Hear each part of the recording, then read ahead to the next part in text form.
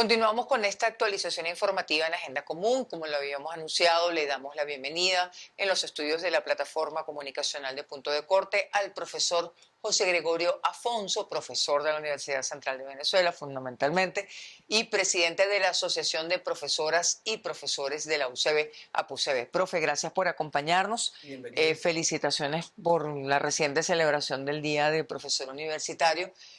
El martes próximo se cumplen 1000 días sin aumento del salario mínimo. ¿Cómo llevan esa cuenta?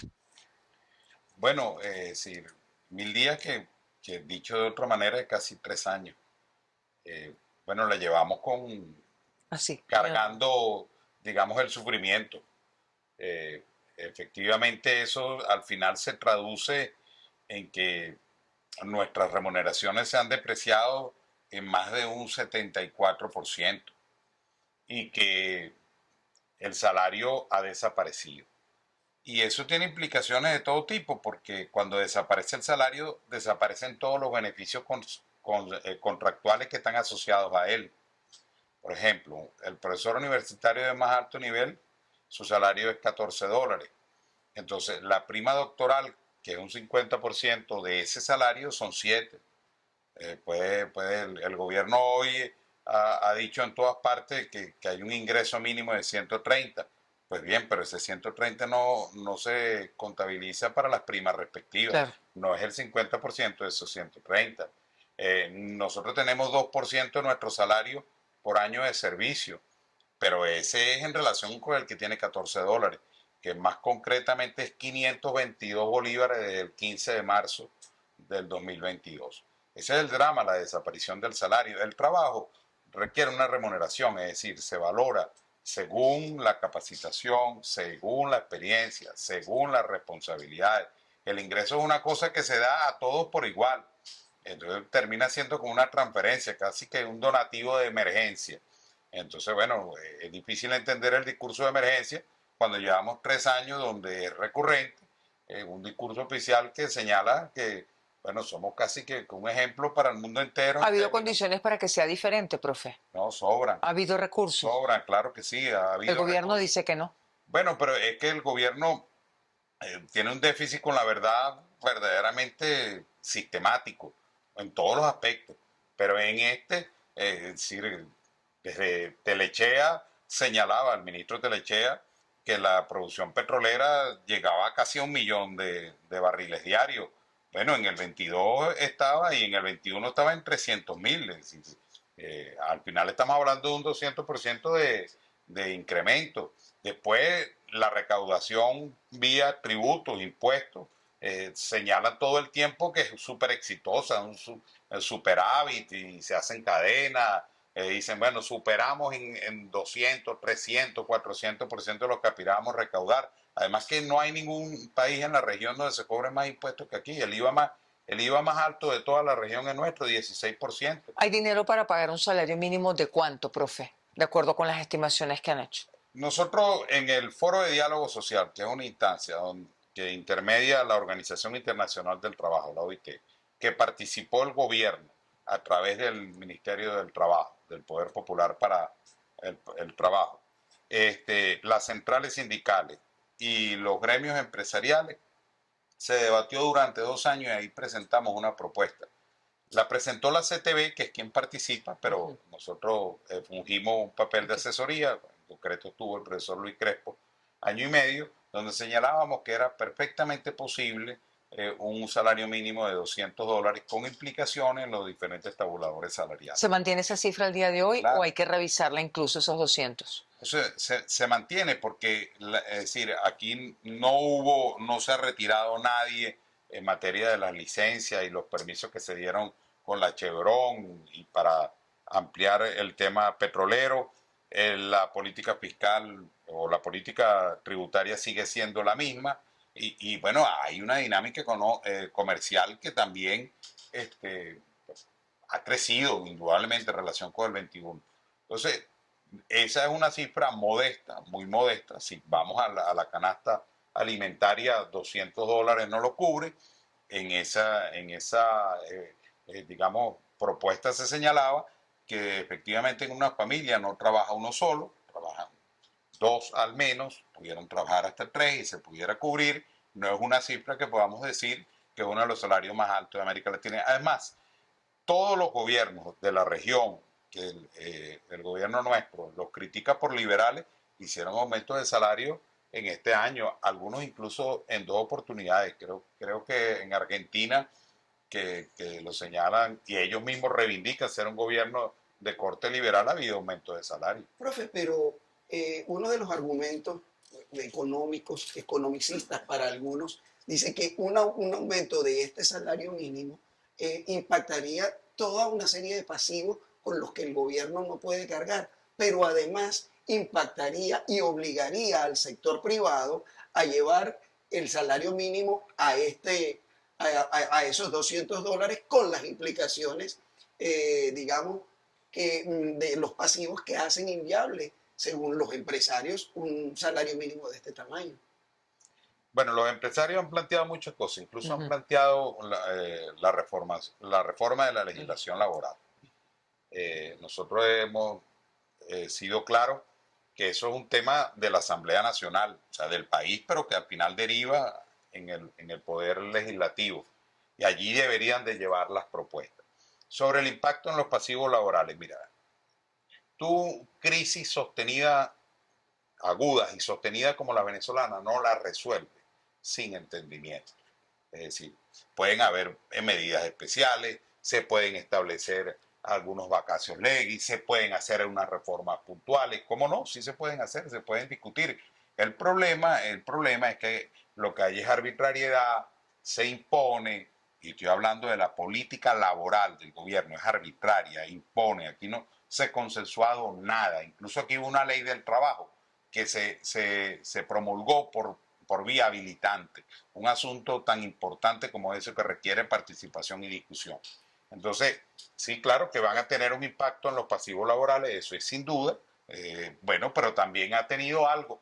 Si lo pudiéramos decir desde la misma lógica economicista, bueno, a lo mejor lo puedes pagar con lo que has ahorrado durante 2 o 3 años sin pagar pasivo. Claro, pero estarían ustedes, o sea, el sector de los trabajadores, quienes reclaman la justa remuneración, estarían dispuestos a, a ceder, digamos, a ceder conquistas que hasta el momento se han tenido, la retroactividad de las prestaciones, que es uno de los argumentos para no asumir este salario de $200. En el 2012 se volvió a la retroactividad de las prestaciones. En el sector universitario no se pagan prestaciones de ese año. Es decir, que al final estamos diciendo que quedó en letra muerta. Entonces, no es un problema ni de ceder, ni de colocarnos en trinchera. El problema es cuál es el plan para recuperar el salario y el valor del trabajo. Es decir, cuando tú lo presentas, dice, mira, en esta etapa debemos hacer esto, estas cosas debemos dejarlas a un lado, debemos acordar esto. Las legislaciones laborales y las grandes medidas laborales tienen que aprobarlas con el sector productivo, el gobierno y los trabajadores.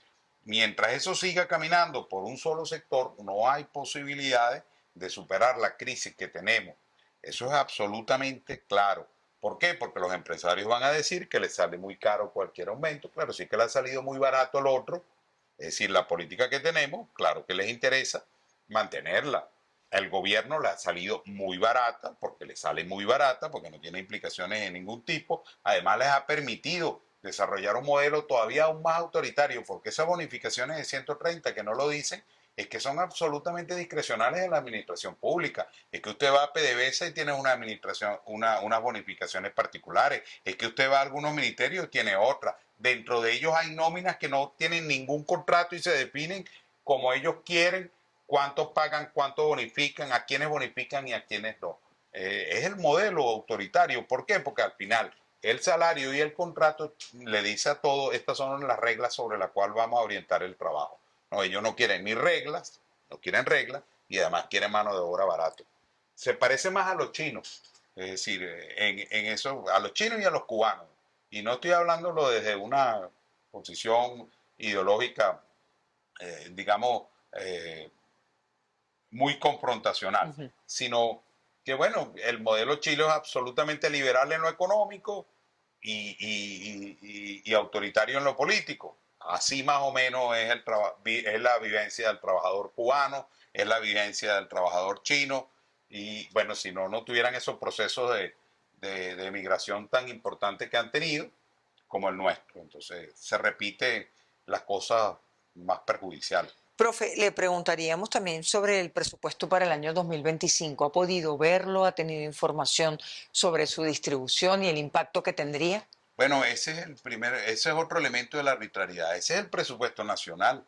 Es decir, eso debe ser algo, Público. documento público.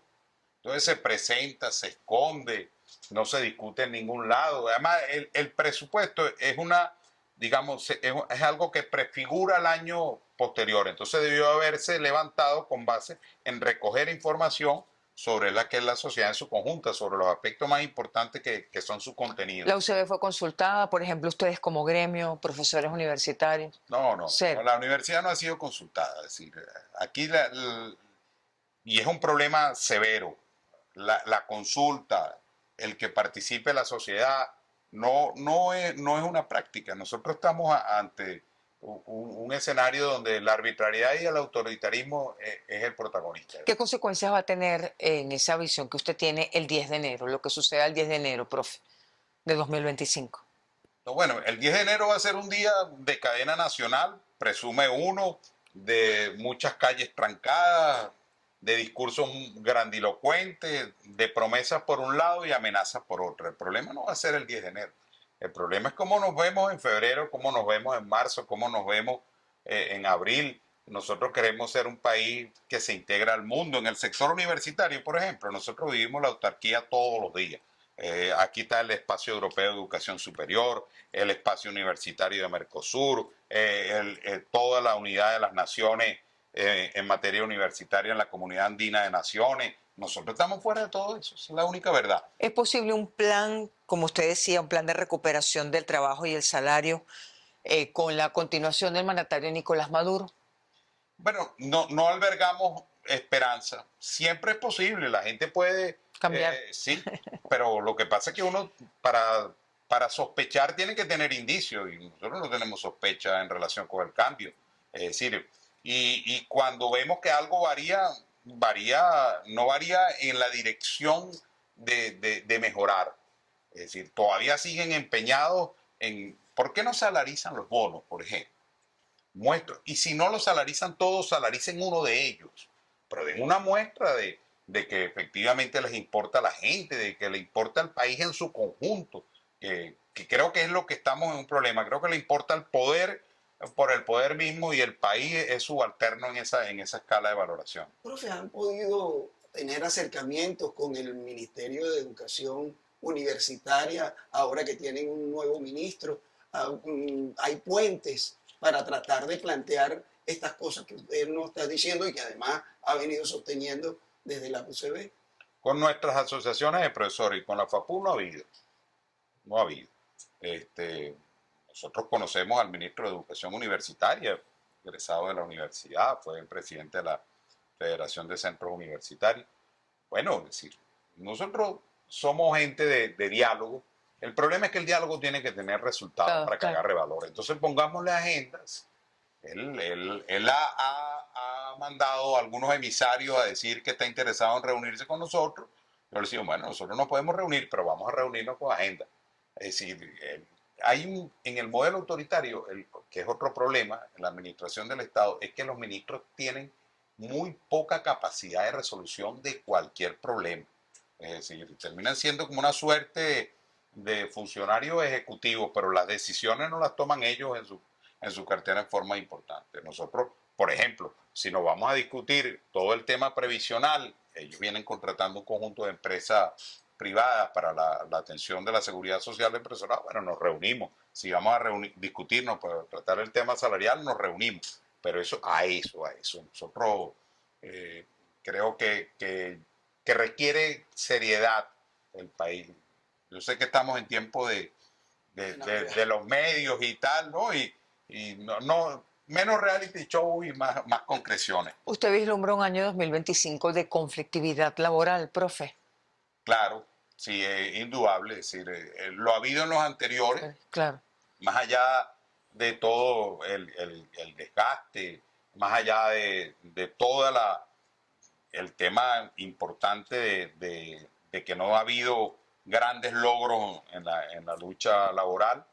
eh, Esa se ha derivado no porque los trabajadores tengan un plan conspirativo de nada, sino por los efectos reales que tiene la política laboral. Entonces, si ella no cambia, va a seguir profundizando esos efectos y va a haber las protestas. Es decir, no las manda nadie, no hay ninguna conspiración imperial ni ninguna acción política detrás que esté buscando las 4.000 manifestaciones que hubo este año en el sector laboral, más de 4.000 movilizaciones. Si respondieran a un plan político, bueno, imagínense ustedes, si no, son expresiones naturales, algunas un poco más organizadas, otras menos, pero sobre esas demandas. Justamente usted es un hombre de gremios. ¿Cómo organizar, cómo articular esas 4.000 protestas, esas 4.000 quejas, esos más de 4.000 problemas que existen y por los que se han protestado en este momento?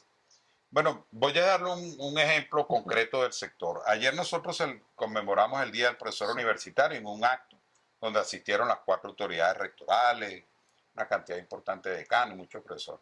Allí nosotros le dijimos a las autoridades que entre febrero y marzo vamos a presentar un pliego de reivindicaciones ante el Consejo Universitario, que es nuestro patrón natural, con miras a que, unida a la universidad, autoridades, gremios y sindicatos, le exijamos al gobierno nacional presupuesto.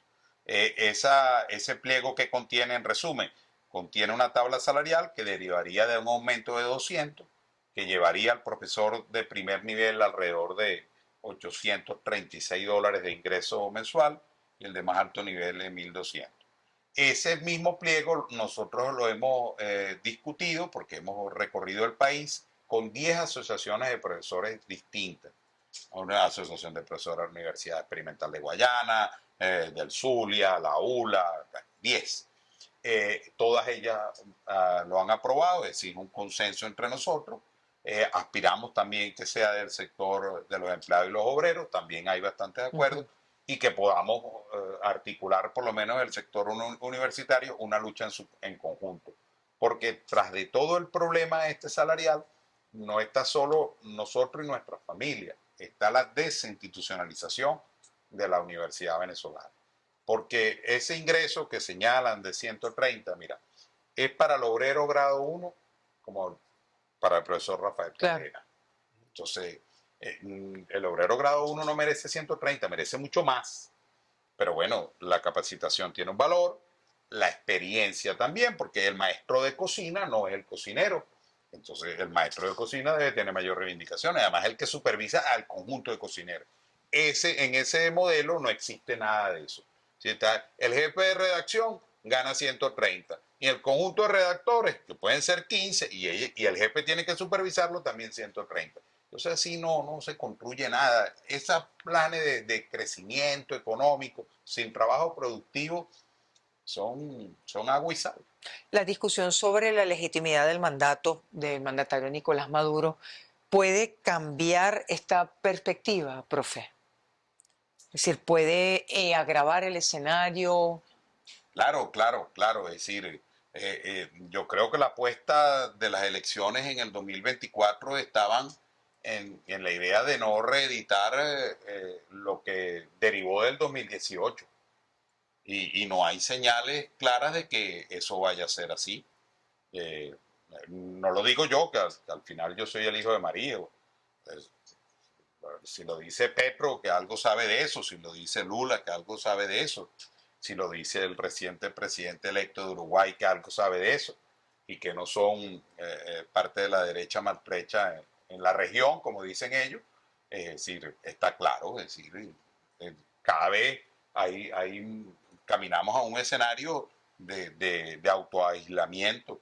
Es decir, yo creo que para el país, para todos, hay algo que debemos concluir.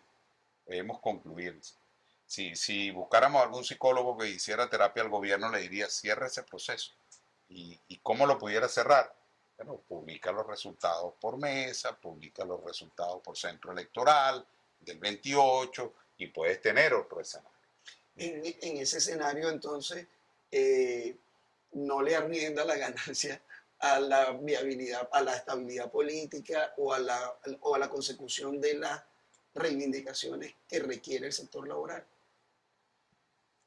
No, porque es decir, eso es como que tú haces un diagnóstico y dices, bueno, pero y tiene fiebre, tiene tos, le duelen las articulaciones, bueno, está resfriado. Puede tiene ser alguna dengue, virosis, puede ser influenza, Claro, sí, pero puede ser muchas cosas. entonces si hay todas estas variables sobre la mesa, ¿cómo podemos determinar otra cosa? O sea, seguimos con gripe. Claro, sí, los profesores universitarios es decir, nuestro pensamiento no es metafísico, la ciencia Claro. no va en esa dirección. Es decir, no quiere decir que abandonamos el optimismo, pero ese tiene que fundarse en indicios, y no hay indicios, de algo diferente.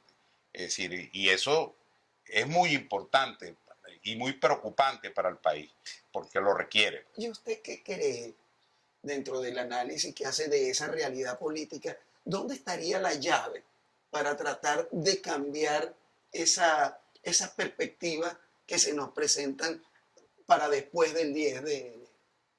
No, la llave está en resolver el epicentro de la crisis. El epicentro de la crisis es el 28 y la publicación de sus resultados para que sean aceptados por la sociedad, para que sean aceptados por los otros países y para que caminemos en una buena dirección. Fíjate que ni siquiera estoy diciendo que ganó tal o cual. Claro. Obviemos eso. Estamos hablando, mira, recientemente los ganadores del Nobel de Economía este año han manifestado la importancia de las instituciones para construir entornos inclusivos y para la prosperidad de las naciones. Entonces, esto que estamos diciendo de publicar resultados, de despejar dudas, es fortalecer las instituciones. Cuando en Venezuela se definieron 5 poderes en la Constitución del año 99, eran en la perspectiva de que ellos ganaran más independencia, porque ahora el tema electoral ya no es un Consejo Nacional Electoral nada más, es un poder electoral, es decir, que estuviera al mismo nivel del Ejecutivo, al mismo nivel del Legislativo y el poder ciudadano. Bueno, lamentablemente, eso no ha ocurrido. Entonces eso se desinstitucionaliza porque el ciudadano empieza a perder valor a las instituciones. Esto que hacemos nosotros y que le agradecemos mucho a los medios y a los periodistas, estos espacios, en muchas ocasiones son el único, digamos, donde tiene que recurrir el ciudadano porque las instituciones no le responden. Nosotros tenemos toda esta situación con detenidos.